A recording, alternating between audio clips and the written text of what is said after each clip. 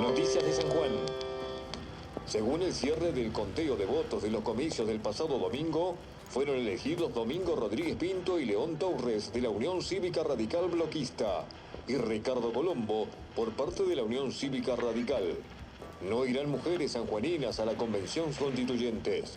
La doctora Emar Acosta del Partido Conservador Popular era la única que encabezaba una lista, pero no obtuvo los votos necesarios. Informe de Radio Grafiña, presentado por Disgrandes Tiendas.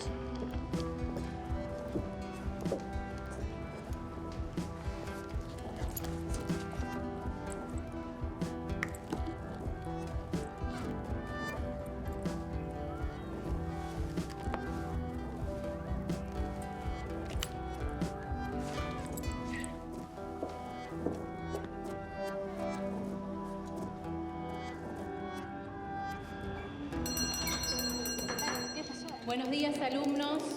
Buenos días. ¿Qué tal el fin de semana? Muy bien, ¿el suyo? Muy bien. Bueno, ¿pudieron avanzar en la tarea? Sí. Me alegro mucho. Hoy vamos a hablar sobre el Día Nacional de los Derechos Políticos de la Mujer. ¿Profe? Sí. Leí en el libro, dice que en San Juan las mujeres votaron en 1928. Claro, las sanjuaninas fuimos pioneras. Ya sé que otros libros pueden tener datos difusos. Hay una serie de disputas historiográficas en cuanto a cuál es el antecedente más antiguo en este sentido. Hay historiadores locales que comienzan a situar la participación política de las mujeres en la época de la colonia, inclusive, o por lo menos en el periodo tardo-colonial y el periodo independentista. Los antecedentes más inmediatos son un decreto de llegación de San Juan de 1838, de la gobernación de Comercio Fino, y la Constitución de 1856. Recordemos que San Juan también tiene un antecedente respecto del sufragio municipal, aunque realmente hay muchas discusiones y no se ha demostrado efectivamente, no hay una documentación que demuestre las distintas posiciones que se han tomado. La documentación que hemos podido registrar es una ley electoral publicada en el Diario del Sonda entre el 7 de junio de 1864 y el 2 de julio de 1864. Sarmiento dejó la gobernación de la provincia en abril del 64. En particular, lo que no se ha encontrado es que Sarmiento haya sido quien otorgó el sufragio femenino. Todas estas fechas, incluso las de Sarmiento, están en disputa historiográfica actualmente. Específicamente esta ley, que es la que trae bastantes discusiones, y algunos autores y autoras locales y nacionales la toman como el punto de partida para la participación de las mujeres en la política formal, la política oficial de San Juan, y los sujetos que pueden estar incorporados en el padrón son ciudadanos argentinos domiciliados en San Juan, de 20 años o más, o incluso aquellos que estuvieran emancipados, y establece una serie de excepciones, esa ley: clérigos y soldados. Dentro de las excepciones no figuraban las mujeres, por ejemplo. Sin embargo, esto hay que contrastarlo con otra documentación, que hay investigaciones que están en curso actualmente, y ver si las mujeres decidieron participar en esa elección, que, insisto, es de 1864, inmediatamente posterior a la renuncia de Sarmiento en la provincia. En particular, a comienzos del siglo XX ya encontramos que hay mujeres votando pero ese sufragio municipal resulta un antecedente importante, aunque en realidad muchas veces, y esto también es una discusión, se dice que el voto municipal no es un voto que tenga que ver con la cuestión política, sino con la cuestión administrativa. Por ahí es un error pensar de que las mujeres empezaron a participar desde que el Estado les reconoció ese derecho político. La militancia bloquista es anterior, incluso por parte de las mujeres. Que no hayan estado en la dirigencia oficial es otra cuestión interna del partido y propia de las circunstancias legales de la época.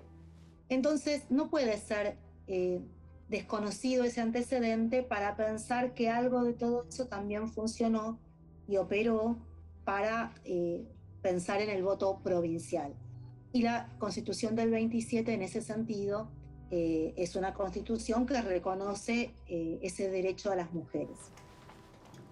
Miren, vamos a hacer un juego. Los invito a conocer las mujeres que tienen en sus tarjetas.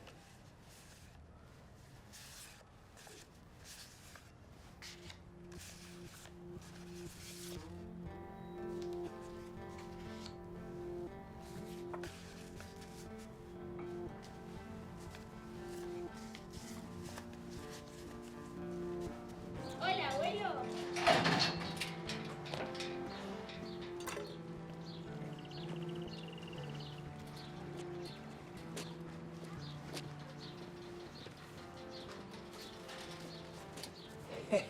Hola, Juli. Hola, abue, ¿cómo estás?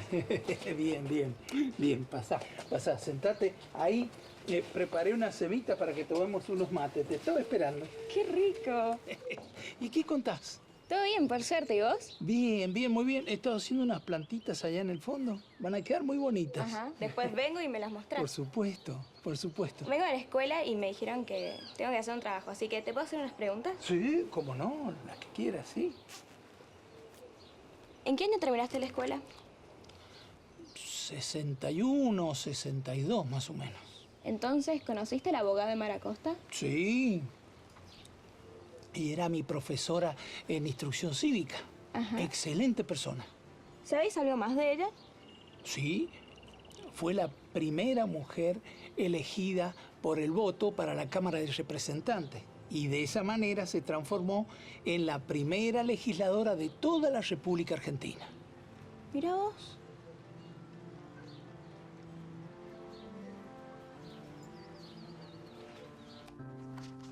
San Juan estaba gobernada por una clase pudiente.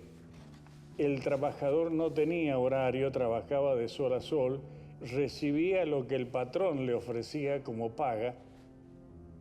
Cuando llegan los cantones, el gobierno, transforman todo eso y, por supuesto, le tocaba los intereses a muchos. Específicamente, el anterior a los cantones es un periodo liberal en materia económica y conservador en materia política. Lo que no cabe duda es que a partir del gobierno de los cantones, bien, sí se pone en práctica en San Juan una política de corte popular. Era la transformación política de la provincia, ya que desde mucho antes de ser electo Federico Cantoni en el año 23, declamaban que iban a proceder a conquistar el voto de la mujer, que iban a establecer las 8 horas de trabajo, que iban a establecer el salario mínimo vital y móvil para el trabajador y muchas conquistas más, como la Caja de Jubilaciones y Pensiones, que todo esto no existía en San Juan. Y fundamentalmente los gobiernos de Cantoni, de Federico y Aldo, fueron gobiernos para la clase trabajadora. Permitió el acceso pasivo y activo de las mujeres a la política formal de San Juan.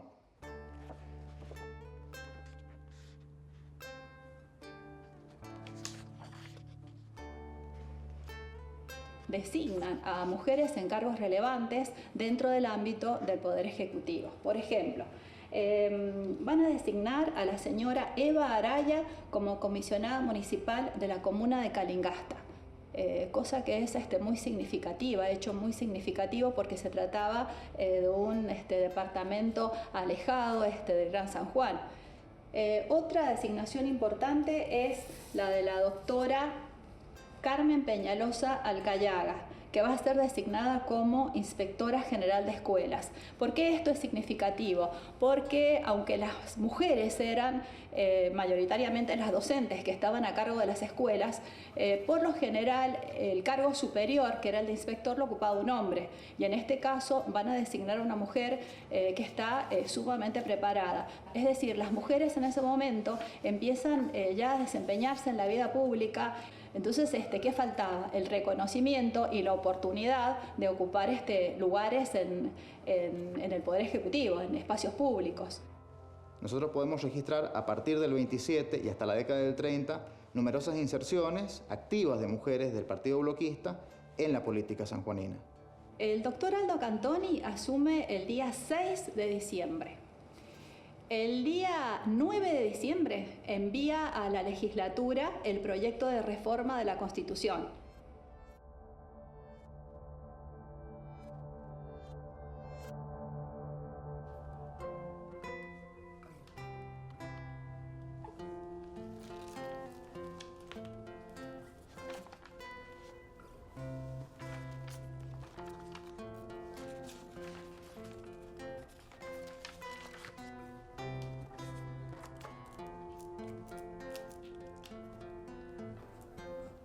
Previo a la llegada de Mar Acosta, las sanjuaninas tenían antecedentes de participación cívica.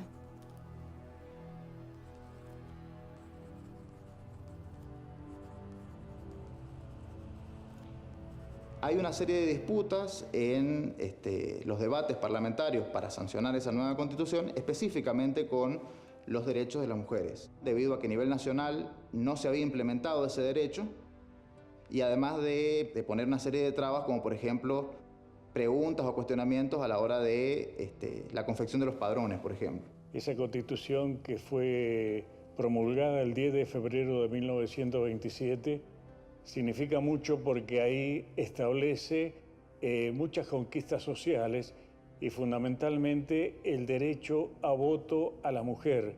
Y fue una constitución ejemplo para el resto del país, inclusive para Latinoamérica también, porque de Brasil llegaron a pedir informe sobre cómo ha sido el procedimiento para llegar al voto de la mujer.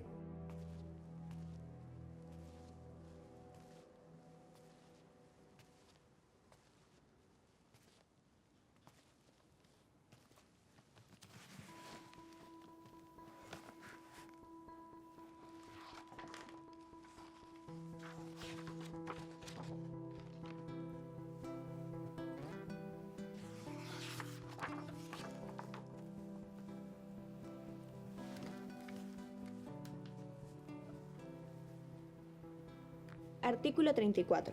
Son electores provinciales con derecho a participar en todos los actos electorales los ciudadanos argentinos nativos o por naturalización de ambos sexos, mayores de 18 años y domiciliados en la provincia.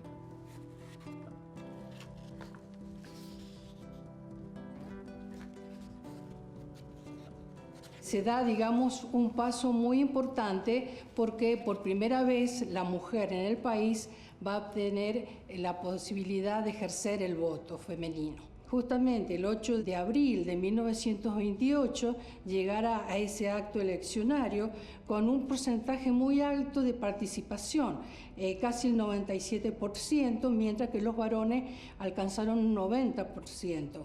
¿Por qué fue el éxito de esta convocatoria? Sobre todo por la formación, por el interés, tal vez, y porque estaban organizadas las mujeres en clubes y en comités, ¿sí? El partido prácticamente bloquista, la Unión Cívica Radical Bloquista, justamente organizaba a las mujeres, las hacía participar en política y de hecho eso posibilitó en definitiva el éxito de esta primera elección.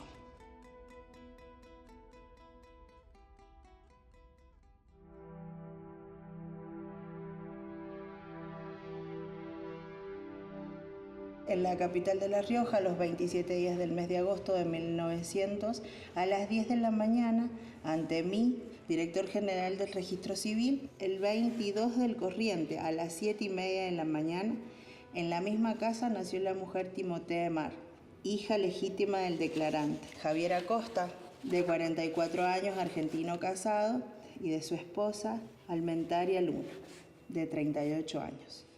Javier Acosta es una persona muy destacada, igual que su esposa. Él ejerce como maestro y director en Chamical.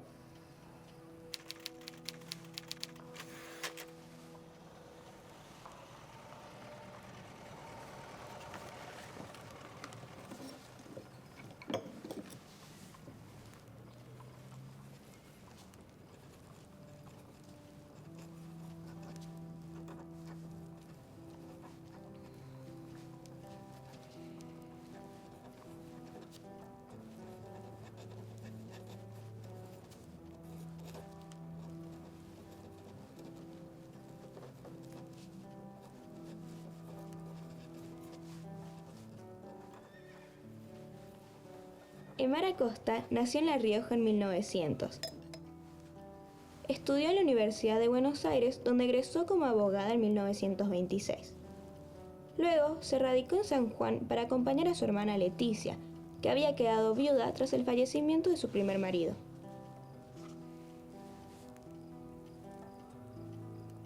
Leticia Acosta es una figura clave para la historia de Emar.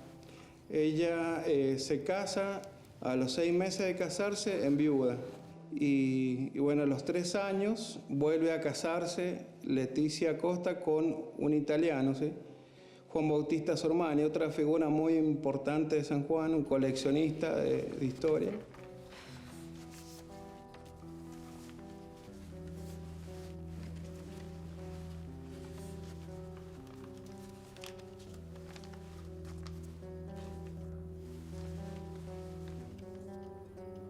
El padre fallece en 1903 y la madre en 1907.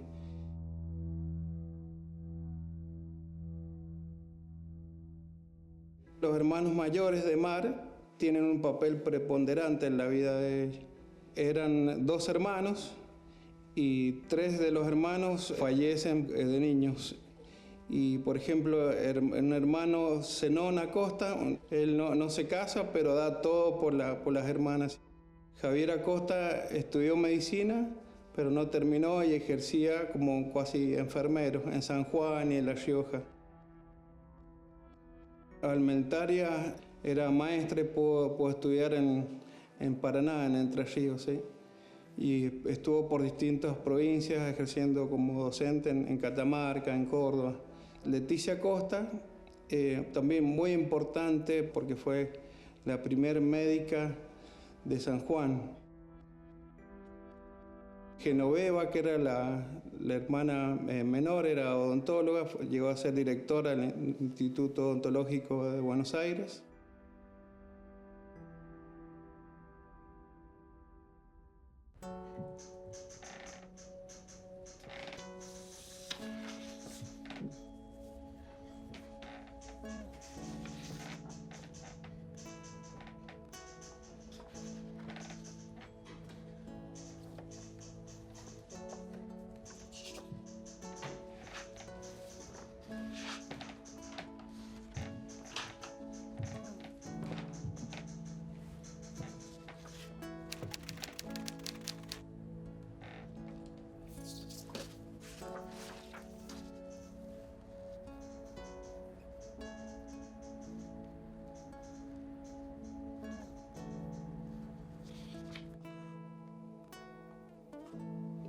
Ella se recibió de abogada el 5 de julio de 1926 en la Universidad de Buenos Aires, la primera mujer matriculada en la provincia de San Juan, donde empezó con su ejercicio profesional, y a los pocos meses fue designada por el gobernador Aldo Cantoni con apenas 26 años en el cargo de asesora de menores y defensora de pobres e incapaces. Expediente de Albarracín. ¿Me lo podrías alcanzar? Sí. La Constitución preveía como requisito para acceder a esos cargos la edad de 25 años, es decir, estaba muy próxima a ese límite, y el título de abogada no exigía antigüedad para esos cargos.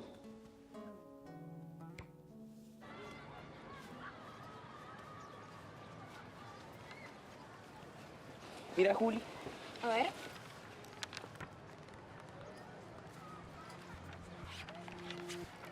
Emar, qué joven y hermosa que está acá. Sí, está entre las cosas de mi abuela.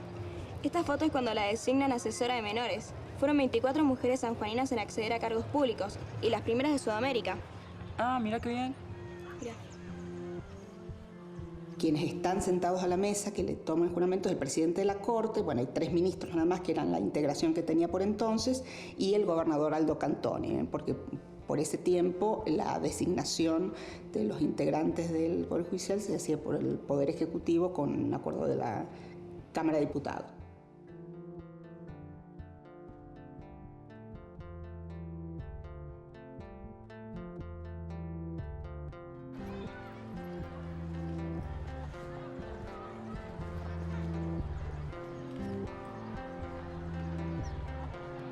Desde 1869 tenemos órdenes del día. Acá podemos ver cómo ella, en su rol de asesora, le solicita la colaboración a la Policía de San Juan para la custodia de las menores, ya sea para el traslado o para nuevamente ser presentadas en la Defensoría.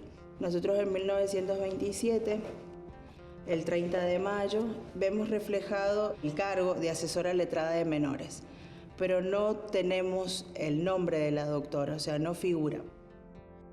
Es la mujer sin nombre, porque lógicamente no figuraba el nombre de la dama, pero sí figuraban los nombres de los titulares de los diferentes juzgados con nombre y apellido. De igual manera, ahora tiene la palabra.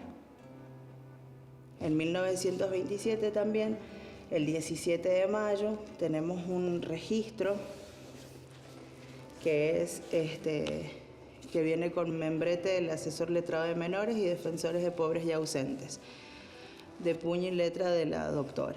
Y bueno, y es lo que tenemos registro de que interactúa con la policía y ella le da órdenes al jefe para que se cumplan.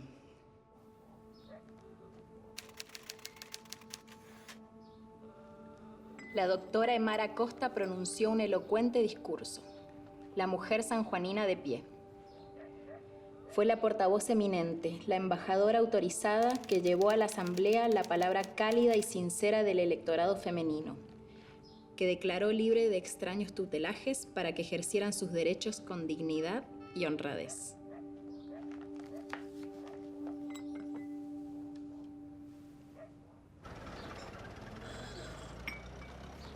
Nunca milité activamente en ningún partido político. Fue en la agrupación de la cultura cívica de la mujer, la que apoya mi candidatura, la primera entidad a la que he ingresado. Además formo parte del Colegio de Abogados de San Juan, que debido al resultado de las recientes elecciones, se reunieron en asamblea para elegir nuevas autoridades y ahí es donde fui votada como vocal.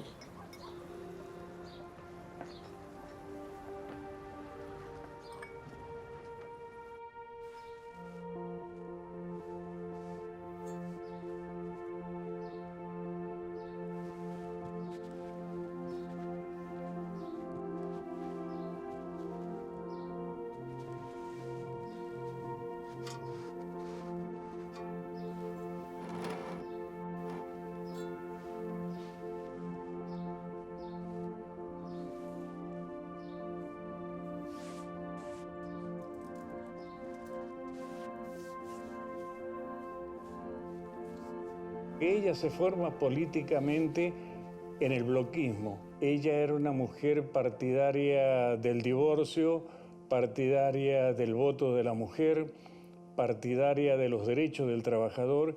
Y bueno, cuando ella llega a San Juan, ve todo eso en el bloquismo y es justamente donde empieza su actividad política y asume todos los compromisos que el bloquismo establecía con la clase trabajadora y con la mujer. Luego, por disidencias con el partido bloquista, ella vuelve a su actividad particular y el Partido Demócrata Nacional le ofrece la candidatura para la diputación por la primera circunscripción en Capital. Y oh sorpresa, ¿a dónde se va? El partido que estaba en contra del voto de la mujer. Ella acepta, luego de, según sus palabras, haber leído la plataforma electoral del partido que le ofrecía dicho cargo, y acepta. Entonces, a partir de allí se conforma la Asociación Cívica de la Mujer de la Cultura Cívica de la Mujer Sanjuanina, y a partir de allí surge su candidatura. Esta asociación también tuvo filiales en varios departamentos de San Juan. Y ese partido la lleva como diputada por Capital, y sale electa diputada por Capital, y acá donde yo digo que es una mujer extraordinaria porque se adapta lo que era del bloquismo en el Partido Demócrata Nacional y ahí desarrolla todas sus ideas, todo lo que había asumido en el bloquismo como leyes para el trabajador, para la minoridad, para la mujer y para muchísimas otras cosas que, bueno, que es una mujer realmente extraordinaria, como decía. Se manifestaba con una persona muy activa, muy comprometida, muy coherente, teniendo en cuenta su pensamiento con su labor, y que se manifestó a través de los distintos proyectos de ley que presentó en la Cámara. O sea, fue totalmente cristalina, digamos, esa relación entre pensamiento y acción. Entre todas ideemos cosas para esta campaña. Va a ser una campaña difícil, ustedes saben el ambiente en el que nos movemos, pero bueno, considero que si entre todas aunamos esfuerzos... Una mujer que se involucró a fondo con la política de su época. En la primera etapa, ella formó parte de la Comisión de Legislación e Instrucción Pública, y en la segunda etapa como miembro de la Comisión de Hacienda y Obras Públicas.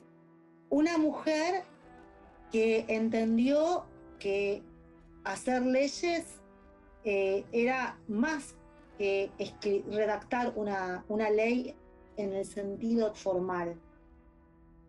Creo que hay que destacar que casi todos sus proyectos de ley fueron aprobados y sancionados como ley. Precisamente por sus posiciones tan firmes, la vivió y a veces la padeció en toda su dimensión.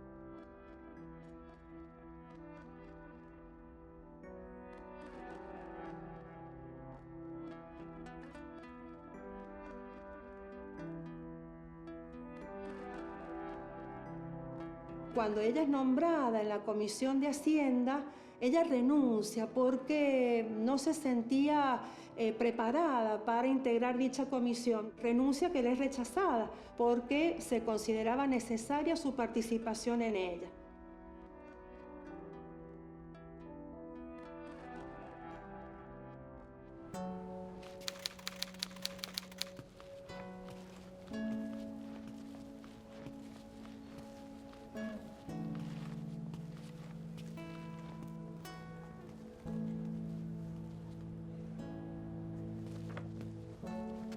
Emar Acosta aceptó la candidatura como diputada que le ofreció el Partido Demócrata Nacional.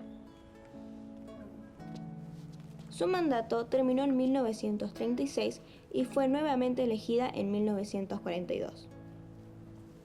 Tuvo una obra más que fructífera dentro de sus dos periodos de diputación, digamos. Sus principales inquietudes versaban sobre educación, sobre minoridad, sobre cárcel pública y sobre sanidad también. Y fue sobre eso en los que ella trabajó.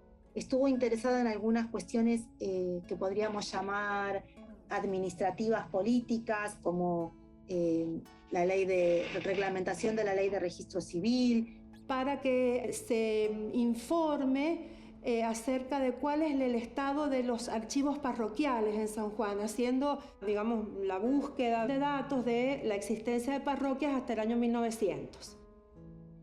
Solicitudes al Poder Ejecutivo sobre el Código de Procedimientos, la Ley Orgánica de Tribunales. También vamos a encontrar el proyecto de ley de creación del patronato de presos excarcelados y liberados, la creación de una escuela dentro de la cárcel pública. Estuvo también interesada en las escuelas hogares. Creación del patronato de menores. Que las ollas populares fueran para acceso a las personas indigentes que no podían costearlo.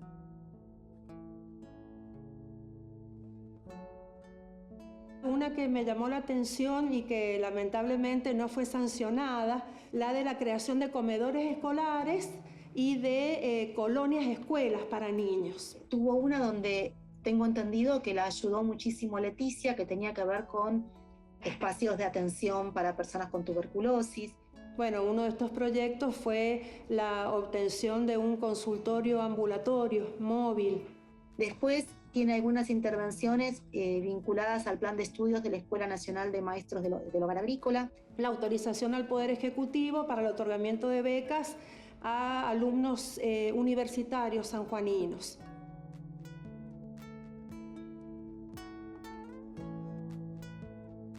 Ella presenta también un proyecto fundado de Estatuto del Empleado Público, Ley Orgánica del Departamento Provincial del Trabajo, que fue complementado con el proyecto de construcción de barrios para obreros. Los salarios de los empleados públicos y por los estatutos de los empleados públicos, es decir, hubo muchísima participación en distintas leyes.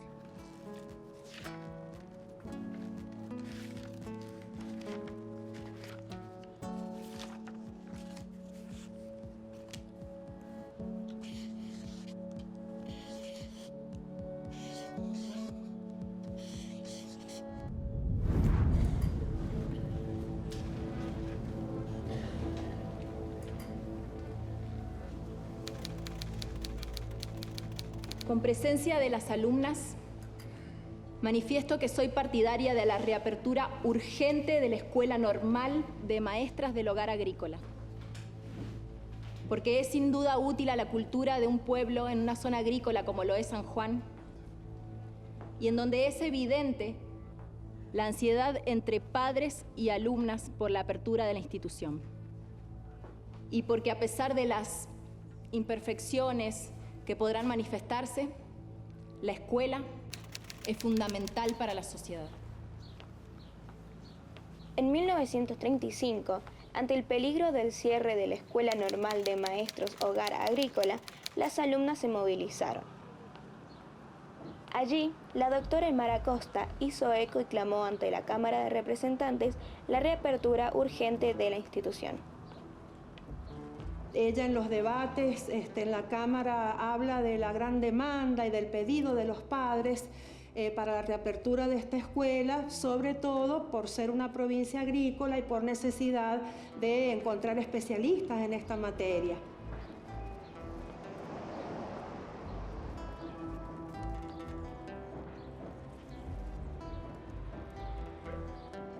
Ella se aboca al traslado y a la organización de la biblioteca de la legislatura provincial. Junto al diputado Horacio Videla presentan un proyecto mediante el cual se realizaba la creación de una biblioteca. Eso fue en el año 36. Al poco tiempo se le coloca un nombre y es Ángel de Roja. Recién en 1988 adquiere el nombre de Sarmiento Legislador. Dentro de estos proyectos, ¿no es cierto?, encontramos la compra de material y, como así también, bueno, toda su organización.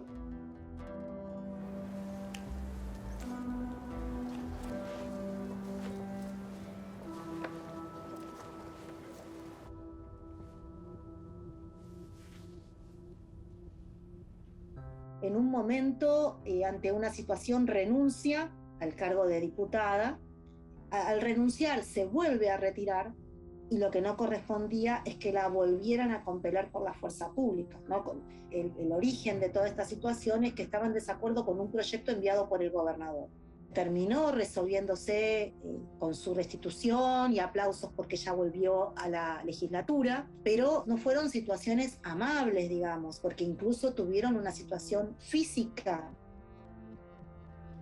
Votaré en contra de esta ley, porque al tomar los avalúos anteriores no sabemos el dinero a devolver y los únicos beneficiarios serán los bloquistas y sus allegados. Estoy incómoda en este lugar, luego de los episodios que sucedieron en el cinematógrafo y en mi domicilio. Aquí solo usted, señor diputado, quiere ser el todo en esta Cámara. Así no se puede seguir.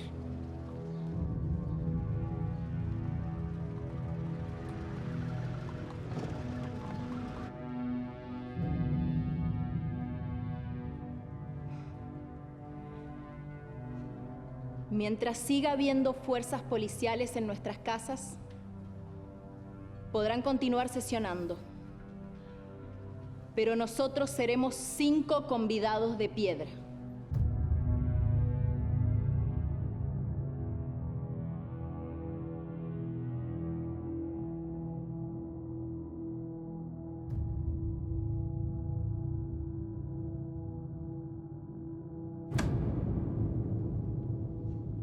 Las mujeres en la representación política no hicieron solo leyes vinculadas a los derechos de las mujeres, no hicieron solo leyes vinculadas a la infancia, hicieron un conjunto de intervenciones muy diversas que tenían que ver con las preocupaciones de la época, con las suyas personales, con las de sus partidos, y en esa disputa ellas participaron.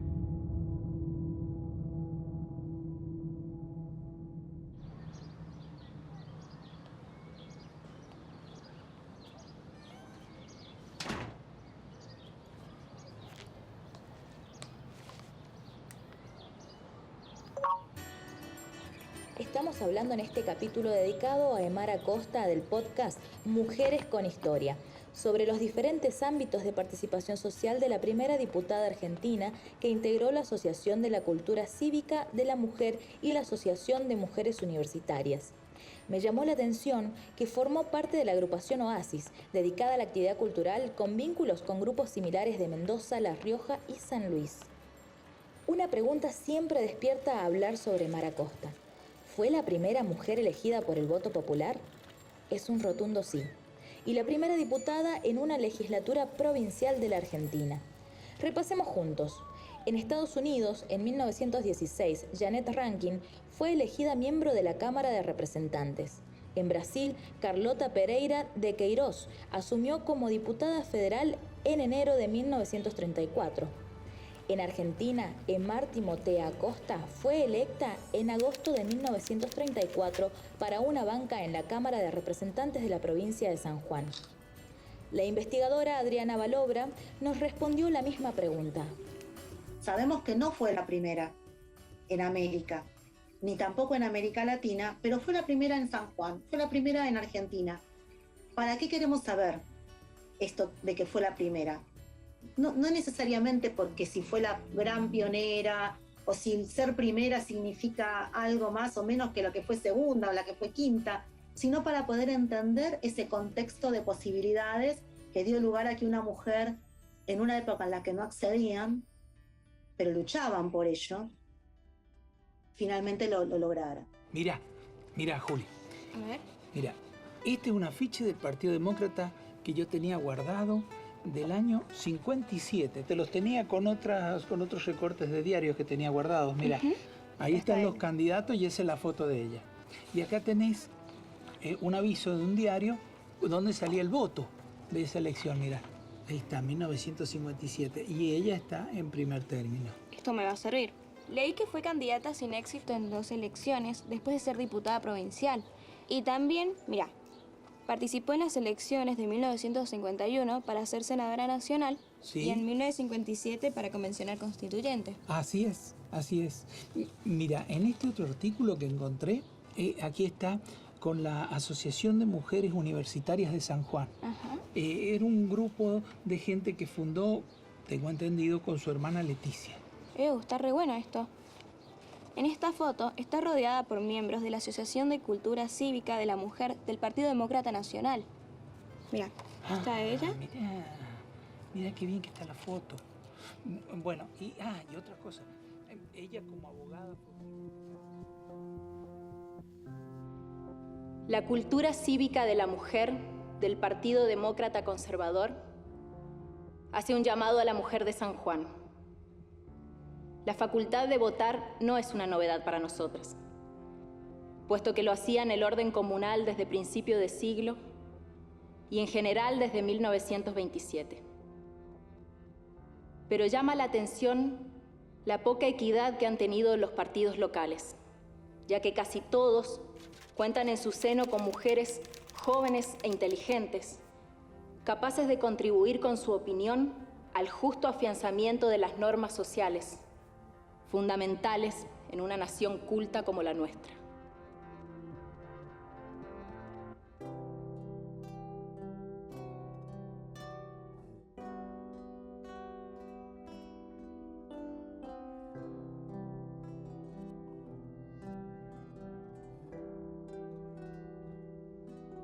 Mara Costa fallece en abril del año 1965.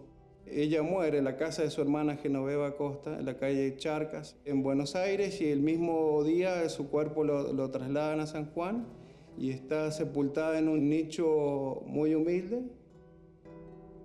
Hay errores documentales que dicen que ella tenía 63 años, en realidad ella tenía 65.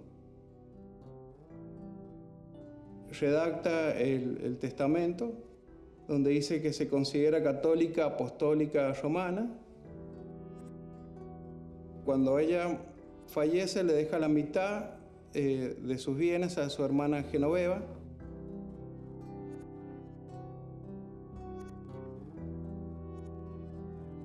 Y bueno, la otra mitad a sus sobrinos, hijos del matrimonio de Juan Bautista Sormani y de Leticia Costa.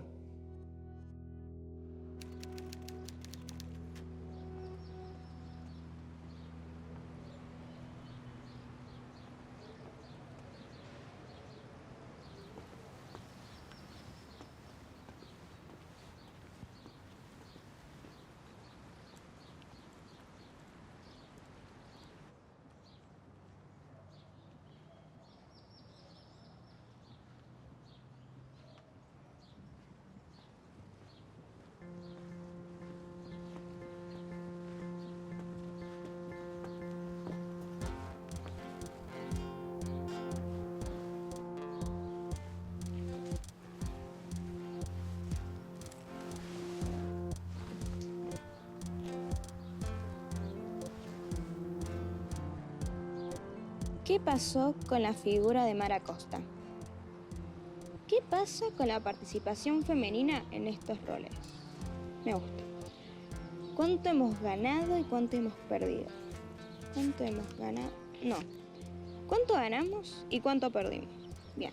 Actualmente, a nivel de superiores tribunales, hay una composición del 24% de mujeres y de 76% de varones. Bueno, basta ver nuestra Corte Suprema de Justicia de la Nación. Y así, si ustedes miran la mayoría de las provincias, bueno, repiten ese esquema, salvo muy pocas jurisdicciones. En la provincia de San Juan, a partir del año 94, contamos con una ley de cupo femenino, que vendría a ser la homóloga a la nacional, que data del año 91. Los 3 periodos previos a la sanción de la ley en el 94 y los 3 periodos posteriores te garantiza de que ningún periodo se va a quedar sin ninguna mujer. Pero incluso los periodos posteriores muestran un declive en la incorporación de mujeres de distintos partidos de la legislatura.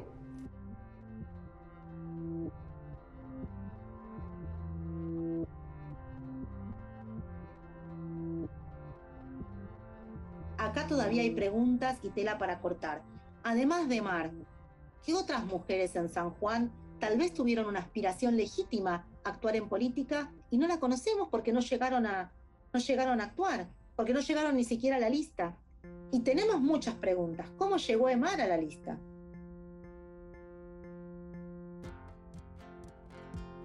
¿Qué pasó con la figura de Mara Costa? ¿Quiénes escriben la historia como factor de poder? ¿Qué pasa con la participación femenina en estos roles? ¿Cuánto ganamos y cuánto perdimos? ¿Hasta dónde podemos llegar? Para terminar, ¿puedo mostrarles un video de quién me ayudó a descubrir a Mara Costa? Sí, por supuesto. A ver, Agüe, quédate ahí que te voy a grabar. Bueno, pero para que me arregle la primera vez que salgo en televisión. Estás re bien ahí. 3, 2, ya. ¿Recordás a Mara Costa como profesora? Sí, era nuestra profesora de instrucción cívica, una gran mujer, en un colegio donde solo asistían varones. Ella nos inculcaba los valores para vivir en sociedad y defender nuestros derechos. Creo que no tenía necesidad de ejercer la docencia, sino que era su vocación de educar a los nuevos ciudadanos.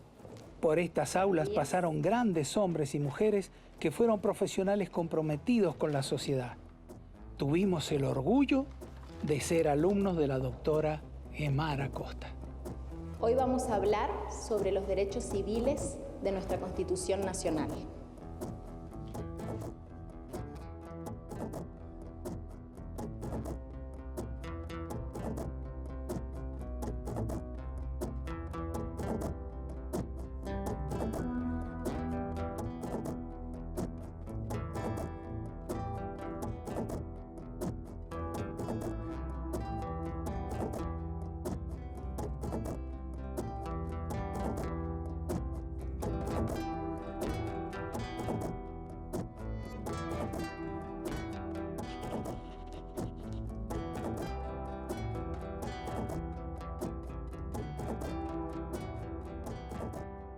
Muchas veces, en el momento de hacer una investigación, no está la documentación disponible, sea para el documental que ustedes están haciendo, sea para la investigación histórica que estoy llevando adelante. A veces no tenemos los documentos disponibles y se abre una puerta en alguna circunstancia y accedemos a un material que tal vez cambia toda nuestra interpretación o la refuerza.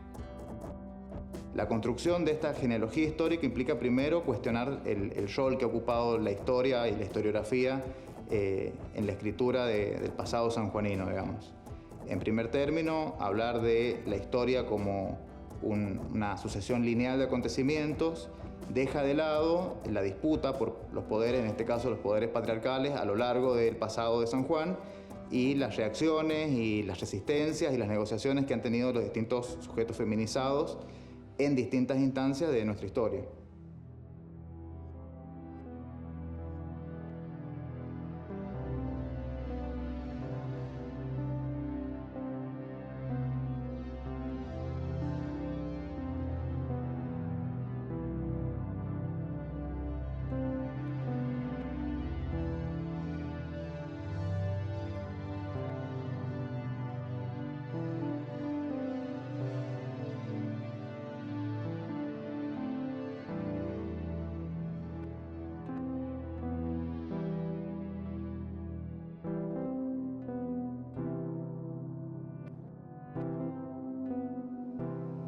¿Qué metas tenés que cumplir todavía?